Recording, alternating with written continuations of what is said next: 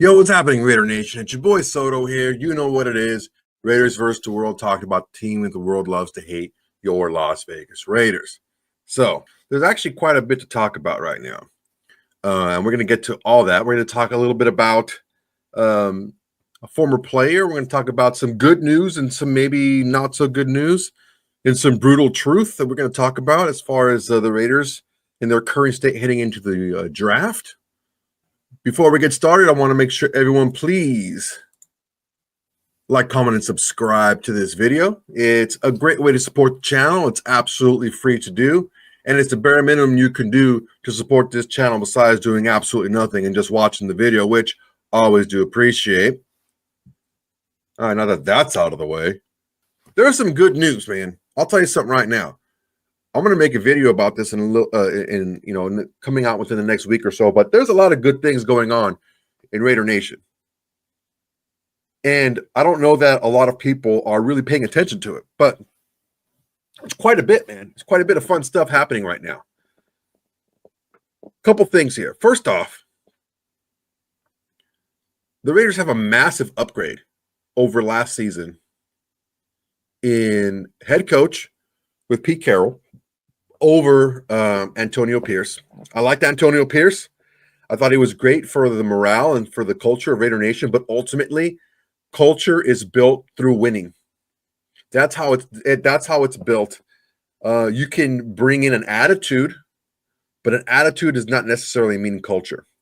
It could be the kindling, right? It can be what gets it started, but ultimately, the foundation of a culture is winning. If you have if you have a culture on your team and your team is not winning, that is not a winning culture.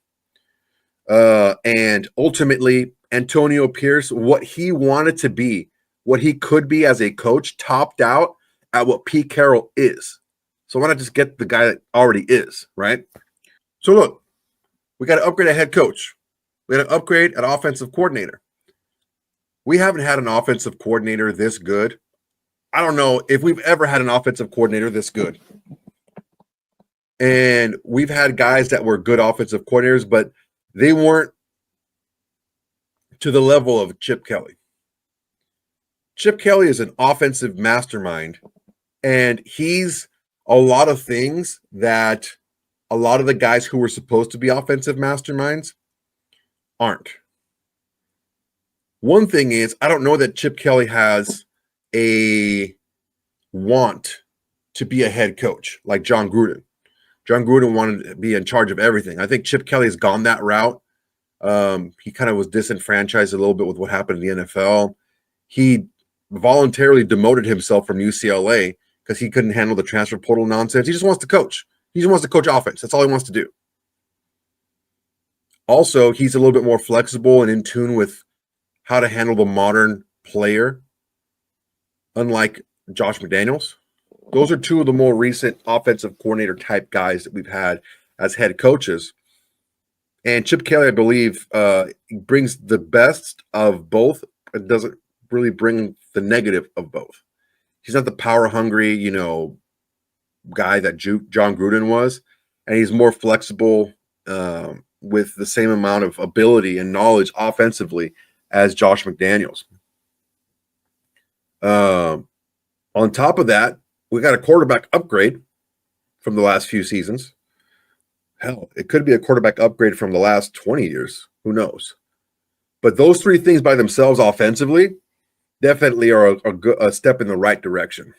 On top of that, we have 3/4 of our defensive line that were out for large chunks of the season last season. We have them back.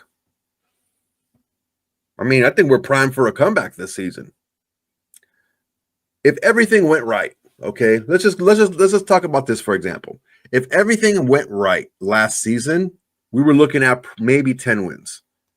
As bad as we were in some games up until, the middle of the second half. It's true, right? So a little better offense, a little better defense, a little better coaching. Well, maybe a lot better offense, a lot better defense, a lot better coaching. I don't think it's out of the realm of possibility. Windows close quick in the NFL, but they also open quick too. And you got to strike when the iron's hot. There is no, this team is ready. This team is not 1 year away. No. You go out there and you play, and if you win, it's your time now. So nice. Here's the opposite end of that coin. And here's where the brutal truth comes into play. The brutal truth is we have some glaring needs on this team. Whether we want to admit them to ourselves or not, there are a lot of really strong needs that this team has that need to be addressed. Now, the good thing is we're picking at the top of each round, right? We have 6, 37, 68, 108, 143, 180 something, 220, 213, 215, 222, something like that. So we're picking it towards the top of every round, except for the comp picks we have in the 6th. Those 2 comp picks are later in the 6th round, but everything other than that is the top of the round. So we've got a lot of premium picks for the rounds. But unfortunately, we do have some glaring needs on this team.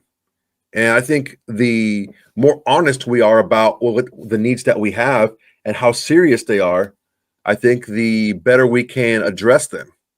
Because it doesn't do anyone any good to kind of sugarcoat things and kind of look through things through Raider tinted glasses and hope that they're, better than they are, because you don't win games on hope. You win it on talent and coaching and hard work. But, I mean, we have really big needs on the offensive line, on the interior, for sure. We have need at linebacker. I mean, these guys, look, Devin White been up and down in his career. He's shown some promise, and maybe we can harness it, but ultimately, he was bounced around last season, and he really didn't play that much. When he did hang on with the Texans, he didn't play that much. On top of that, we have Landon Roberts, which I do love Landon Roberts.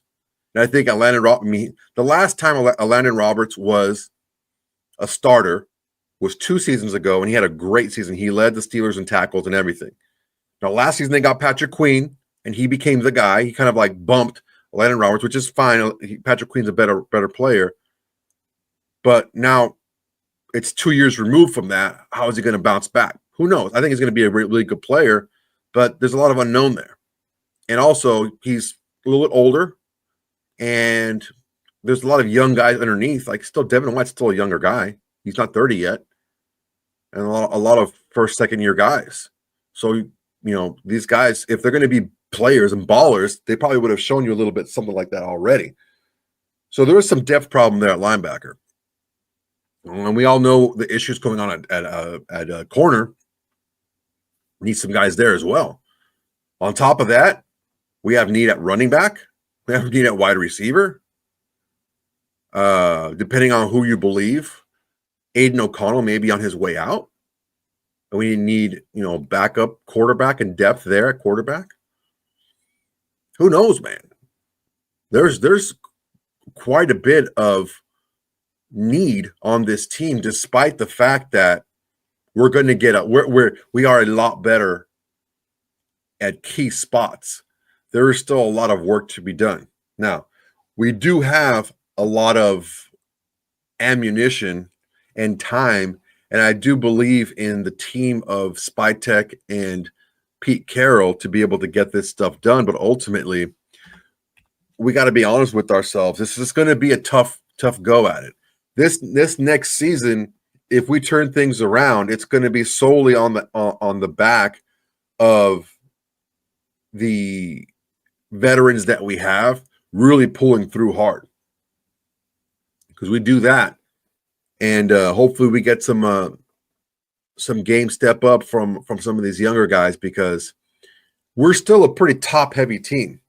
I know that we were trying to build depth through the draft, and we really swung and missed on a couple of guys. And this draft coming up, you don't need to necessarily hit a home run with every single pick in this draft. You don't need to. But you can't miss. Especially the top five rounds or so. Like, you can't miss on these guys. 6th and 7th round, those are like, yeah, if you can catch a guy, catch lightning in the bottle with a guy, great. If you can get, you know, a special teams depth guy, that's all really as much as you can ask for in the 6th and 7th round. But the top 5 rounds, we need to hit on these guys. And you don't have to hit home runs, like I said, but you got to at least not whiff on any of these guys. All right, guys, again, thank you very much for your time. I really appreciate it. Really from the bottom of my heart, man. We've been doing this all on our own. I think it was the 13th of January when I started putting this channel up, and we're already almost at 2,000 subs, and it's all because of you guys, man. I love Raider Nation. I bleed silver and black, and I want to make sure you guys know that I do all this for you guys, man. I don't just sit here and sit in front of this computer and this camera and just start talking because I want to hear myself talk. I really don't.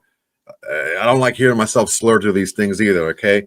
But yes, make sure to like, comment, and subscribe to this channel. It's a great way to support the channel. It's absolutely free to do, and it's the bare minimum you can do to help support this channel besides doing absolutely nothing and just watching the video, which, of course, I do appreciate. Also, turn on the notifications, man. That way you know whenever I drop a video or I'm going to go live, you'll know just like that.